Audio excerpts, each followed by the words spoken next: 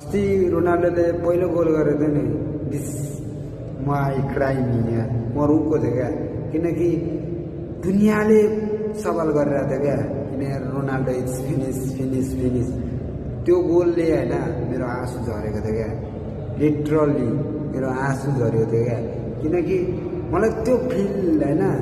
मलाई यस्तो फिल लाग्यो होइन अनि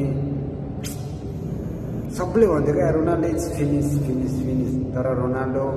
एक्ज्याक्टली त्यसको जवाब बनायो क्या किनकि रोनाल्डोलाई जसले च्यालेन्ज दिन्छ नि त्यो च्यालेन्जलाई एक्सेप्ट गरेर आउँछ क्या रोनाल्डो होइन अनि रोनाल्डोको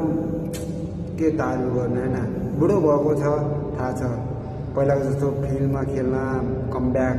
अगाडिदेखि पछाडिदेखि अगाडि जान सक्दैन त्यो मान्छु होइन तर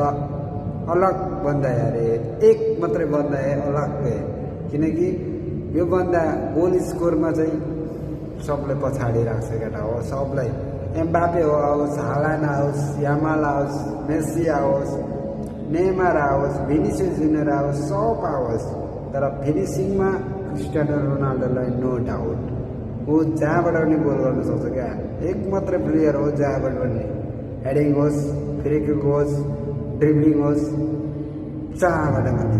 तर अहिले चाहिँ सक्दैन होला होइन तर फिनिसिङमा चाहिँ अहिले पनि फाड्के राखिदिन्छ होइन यदि लास्ट बक्समा बल झारिदियो भने रोनाल्डोले होइन सिधा गोल सिधा 99% गोल हो क्या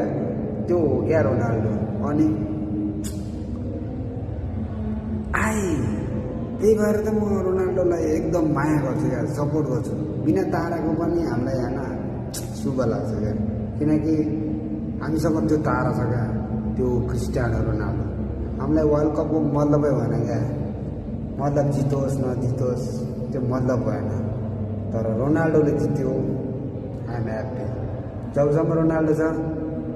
पोर्चुगल फेरि रोनाल्डो खेल्न छोड्यो सरी पोर्चुगल पनि छोडिदिन्छ होइन जहाँ रोनाल्डो त्यहीँ हो क्या अनि अस्तिको म्याचमा स्पिड आई लभ यु यार bro I love you bro I love you bro speed जतिको ह्याप्पी कोही थिएन क्या स्पिड पोर्चुगलको फ्यान भएपछि स्पिडलाई पनि सपोर्ट नगर्ने त कोही छैन होला होइन तर मलाई फेभरेट युट्युबर मध्येमा एकदम इङ्ग्लिस मतलब इन्टरनेसनल होइन युट्युबर मध्येमा भोपाल लाग्छ क्या स्पिड किनकि उसको रियाक्सन अनि पोर्चुगलप्रतिको माया वाट द बिलिभ हो बिलिभै गर्न सक्दैन क्या अनि तिमीहरूले रोनाल्डोको असली ज्ञान त देखेको होला होइन यो बाजे कोलम्बियासँग कस्तो गर्छ भनेर आश छैन जे गरे पनि होइन क्वालिफायर हुन्छ होइन चाहे टपमा फिनिस गरोस् चाहे सेकेन्ड फिनिस गरोस् त्यो अर्जेन्टिना जस्तो होइन हामी नराम्रोसँग ग्रुपमा पर्ने हार्ने जाने त्यस्तो गरिदिने भाग्यमा लेखेको छ भने होइन गरे जस्तो सुकै खतरा होस् क्या त्यसलाई चिरेर निस्किने बादल भन्नुपर्छ अनि त्यो राम्रोलाई अर्को साइडमा अनि नराम्रो अर्जेन्टिनालाई राखेर फाइनल पुगेर ट्रफी उठाउँदा पनि नो रेस्पेक्ट किनकि रोनाल्डो एक मात्र प्लेयर हो जसले वर्ल्ड कपमा यस्तो टिमसँग फेस गरेको छ नि सायद मेसी जस्तो राम्रो टिमलाई अर्कोतिर अनि नराम्रो टिमलाई आफ्नोतिर गरेर खेलेको भए सायद 4वटा वर्ल्ड कप पोर्चुगलको नाम हुन्थ्यो होला होइन तर हामीलाई एक्ज्याक्टली हामीसँग वर्ल्ड कप छैन त्यो मान्छु तर हामीसँग एउटा तारा छ अझै पनि त्यही हो बिलिभ अनि स्टार प्लेयरमा स्टार तरिका होइन कैयौँ आयो होला कैयौँ गयो होला होइन तर रोनाल्डो जस्तो नआउने छ न आउने छ न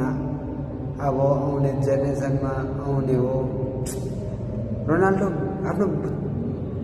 आफूबाट त भएन त्यस्तो प्रोडक्ट भनेपछि अरूसँग त असम्भव छ यार किनकि रोनाल्डो जुनियर पनि त्यस्तो हङ्गर छ होइन हुँदैन होला होइन बहुत जस्तो होइन तर वर्ल्ड कप ड्रिम हो क्या। बाउले पुरा गरेन भने छोराले अवश्य पुरा गर्छ। अब छोरा पनि यङ भइसक्यो होइन, अब 2, 3, 4, 5, 10 सालमा त अझै वर्ल्ड कप खेल्न आउँछ होला। अनि बाउको सपना छोराले पुरा गरिहाल्छ नि। अनि कथुङ्काल यो बाजे वर्ल्ड कप जित्यो भने नि कसम पोर्चुगल फ्यान अनि भगवान्माथि गरेको दुआ अनि अलग्गै लेभल हुन्छ क्या। किनकि म त पार्टी दिन्छु म्याचलाई, पार्टी फेरि रनमा त 1 महिनाको सेलेरी फेरि हालिदिन्छु रनमा। रक्सी खानेलाई रक्सी, चिया खानेलाई चिया,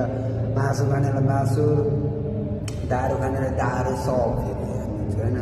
यदि जित्यो भने चाहिँ। किनकि आइडियाले जित्यो, पोर्चुगलले के जित्यो भन्छ रोनाल्डोको स्टार भन्थ्यो क्या। तर हामीसँग त्यो छैन, त्यही पनि खुसी छ। किनकि बिना तारा स्वागत छ यार होइन। अनि आइम रेस्पेक्ट यार, सब टिमलाई रेस्पेक्ट छ होइन। तर यो बाजी पोर्चुगलले जित्नु पऱ्यो यार,